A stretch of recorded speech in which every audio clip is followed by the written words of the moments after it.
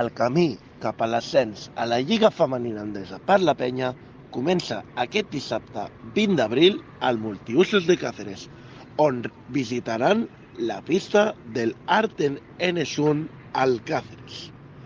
El partit es disputarà aquest dissabte 20 d'abril a partir de les 6 de la tarda al Multiusos de Cáceres i es podrà seguir íntegrament pel canal FET.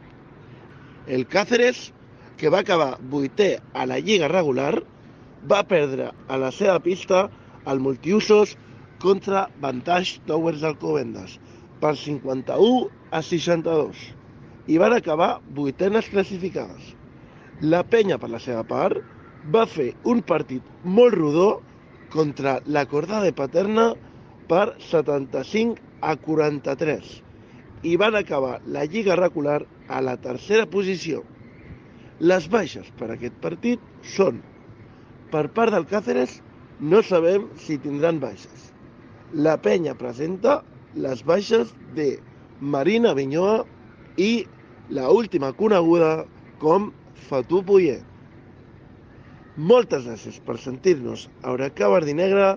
Subscriviu-vos, activeu la campaneta, que volem la primera victòria dels play-offs. Força Penya!